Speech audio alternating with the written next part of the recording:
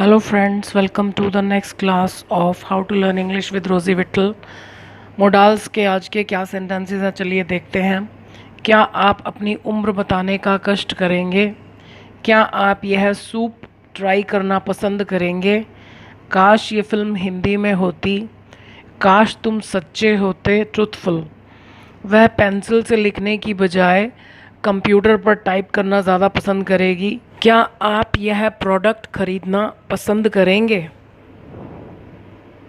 पहले वह छोटी छोटी बातों पर उत्तेजित और बेकाबू हो जाया करता था।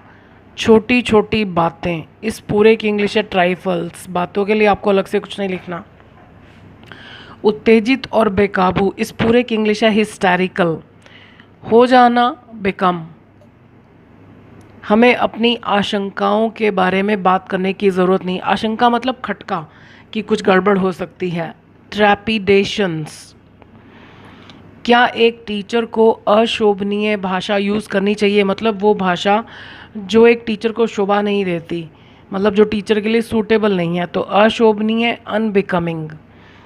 तुम्हें अपने पड़ोसी को अपने प्रोग्राम के बारे में बताने की ज़रूरत नहीं थी। कोई उसकी कंपनी पसंद नहीं करता, मतलब कोई उसकी संगत पसंद नहीं करता है, वह ज़रूर बातूनी होगी। बातूनी, चैटरबॉक्स। तो जल्दी से कीजिए, अब मुझे मालूम है आपको ज़्यादा वक्त नहीं लगेगा, सो करके फटाफट हम आंसर्स देखते हैं।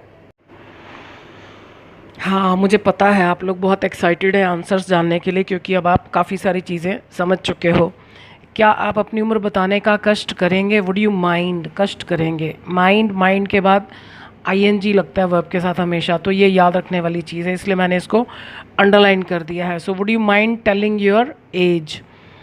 क्या आप ये सूप ट्राई करना पसंद करेंगे? तो पसंद करेंगे। वुड यू लाइक टू, अब आप देखो माइंड के बाद आईएनजी, लाइक के बाद to plus first form. So would you like to try this soup. काश ये फिल्म हिंदी में होती। काश, वुड दैट। वुड दैट के बाद हमें मालूम है जो हम इच्छा कर रहे हैं वो पूरी नहीं हो सकती, तो second form. Would that this film वर। वैसे तो मूवी के साथ वॉज आना चाहिए, लेकिन ये काश वाले सेंटेंसेस में वर ही यूज़ किया जाता है सिंगुलर सब्जेक्ट के साथ। ये कुछ कुछ कंडीशनल टाइप सेकंड के इफ़ क्लॉज जैसा है, उसके लिए आपको कंडीशनल्स की वीडियोस देखनी पड़ेंगी। Would that this movie were in Hindi and then sign of exclamation. ये तरीका स्पोकन में यूज़ नहीं होता, ये तो जब पेपर में हमें फिल इन द ब्लैंक्स आएगा तो उसके लिए है। स्पोकन में हम कहते हैं I wish this movie were in Hindi, मतलब ये वाला हिस्सा तो सेम है, this movie were in Hindi, पर ये वुड दैट की जगह आई विश आएगा, इसमें दैट नहीं आता। काश तुम सच्चे होते, यानी कोई इंसान झूठा है और हम उसको कह रहे सच्चे होते, अब हमारे कहने से तो वो सच्चा नहीं हो जाएगा।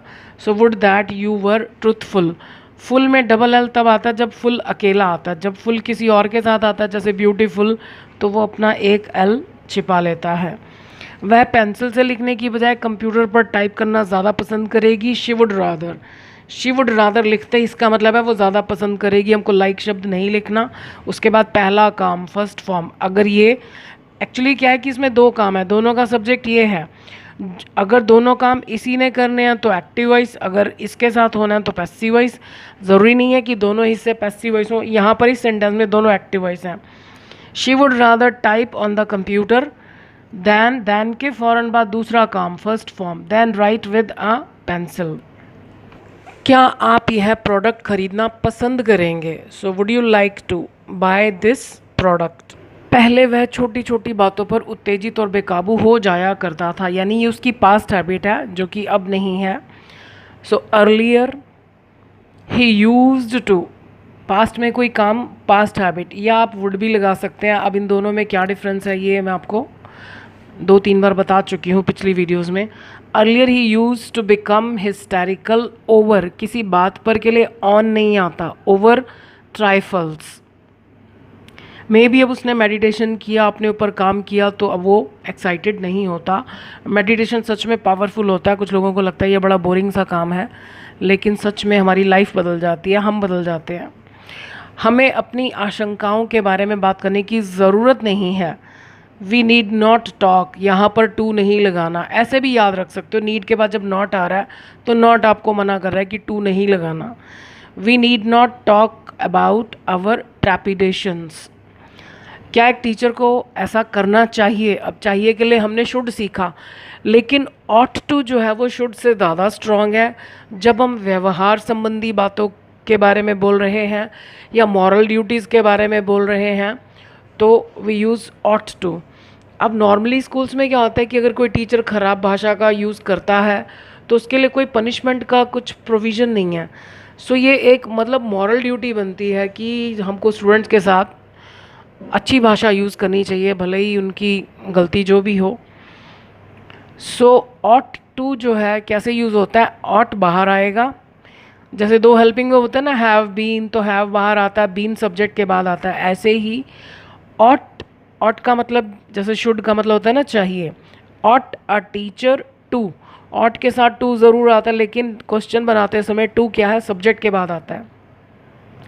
Ought a teacher to use unbecoming language, तो ये शुड से ज़्यादा स्ट्रॉन्ग है कि क्या टीचर को ऐसा करना चाहिए, मतलब क्या टीचर से इस तरह के व्यवहार की उम्मीद की जानी चाहिए। तुम्हें अपने पड़ोसी को अपने प्रोग्राम के बारे में बताने की ज़रूरत नहीं थी। अब ये सिचुएशन पर डिपेंड करता है। अगर तो हल्की फुल्की बात है तो शुड भी लगा सकते हैं।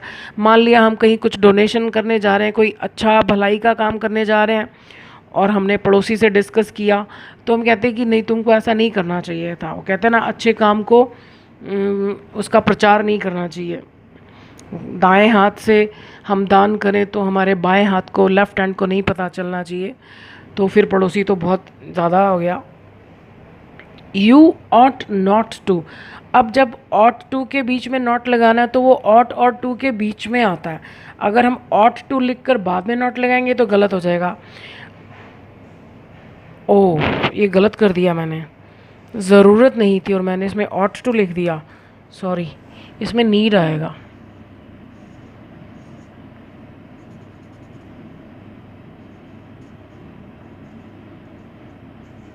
आई एम सॉरी फॉर दिस।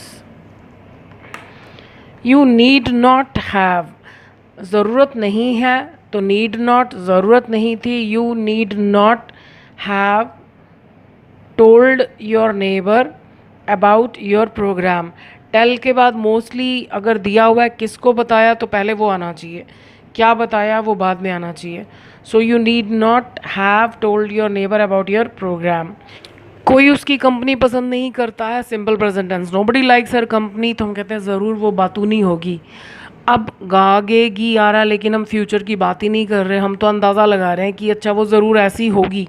और ये अंदाज़ा भी अच्छा खासा स्ट्रॉन्ग अंदाज़ा है, मतलब हम ऑलरेडी उसके बारे में थोड़ा बहुत जानते होंगे। ये पैटर्न बहुत इंपॉर्टेंट है। मोडाल्स में आप मस्ट देखिए, उसमें मैंने डिटेल में समझाया है। तो जब गागेगी आ रहा है लेकिन फ्यूचर की कोई बात ही नहीं हो रही तो उसके लिए मस्ट आएगा। मस्ट के बाद क्या आएगा नहीं समझ में आ रहा तो सब कुछ निकाल दो, वह बातूनी है।